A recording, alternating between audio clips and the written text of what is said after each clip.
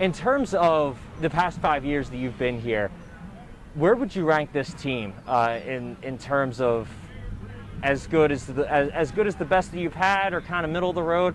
What do you see in this team this season, and where would you rank that in terms of teams that you've had over the last 5 years? I mean, 5 years, I mean, everybody thinks it's a long time. That's a short time. So, I mean, but in terms of where they stand, this team and the team that I had 2 years ago, they're a lot alike, you know, and they're both really, really good football teams.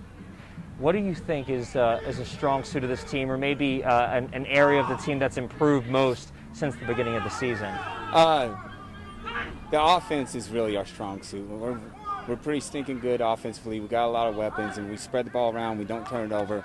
We usually score a lot of points. So I'm going to have to say it's our offense, but our defense plays well too. So I mean, we're a well-rounded team. I know Pryor as well. They like to score a lot, and they like to put up points. Do you foresee this being an offensive battle, or do you think that the defenses might shine in this one? I mean, Pryor's a really, really good offense, and their quarterback, he could throw it and he could run it, and he's the key to their offense. So if we could shut him down, we got a great chance to win. You know, I expect our defense to play pretty well. You know, so I don't think it's going to turn into a shootout. I hope it doesn't. You know, but I don't think it's going to. I think our defense will surprise some people. What aspect of the defense do you think is going to have to step up? Do you think it's going to have to be one in the trenches, or do you think the secondary is going to have to come up with some big plays? Our defensive line is going to have to step up, and they're going to have to help us out and give us some pressure. You know, the secondary is good. They've played good all season long, but you know how it is. If you let a quarterback sit back there forever, he's going to find somebody open. So up front, we're going to have to do some things to get some pressure on the guy.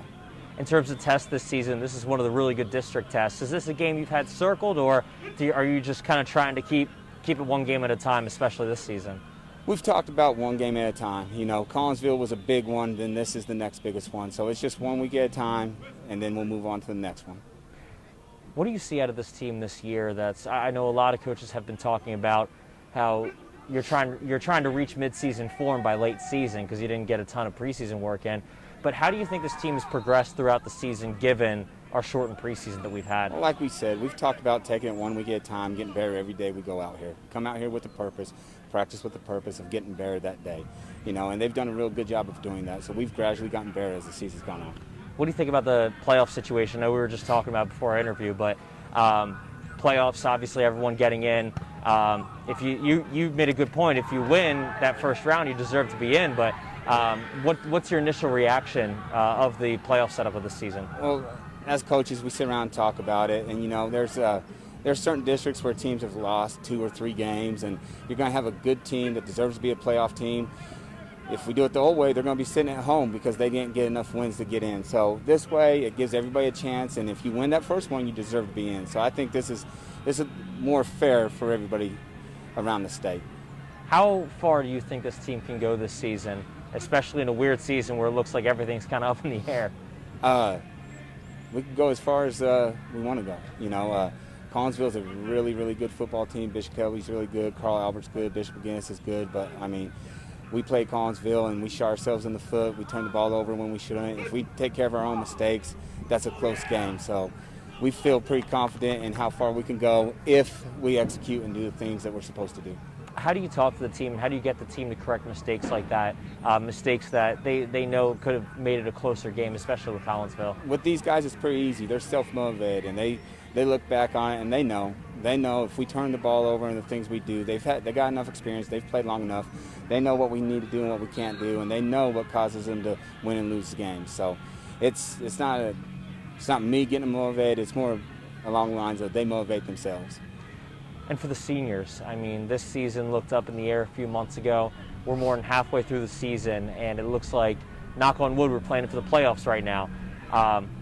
How special has this been to be able to play for the seniors, to be able to have fans, and how much does it push them to want to finish out the season on a good note? I mean, usually they're high school kids, and they take some things for granted, but with everything that's gone on, it's made them appreciate the things that go on. So they have a greater appreciation for what's happened this season, you know, so it does make it a little bit more special for them. And lastly, any guys that we should keep an eye on this weekend, any guys we should keep an eye on in this game that you think could really shine and could step up and be a difference in this one? Well, of course, you have Tazon Taft that everybody knows about, but Wyatt Hall, Colt Morton, Kenyon K. Meyer, and Zach Mason, they're doing a lot of good things for us right now also. So those 4 guys could really step up and change the game for us. And then I know coming into this season, Tazon was obviously a star. He was on everyone's list as one of the best players in the district and the state.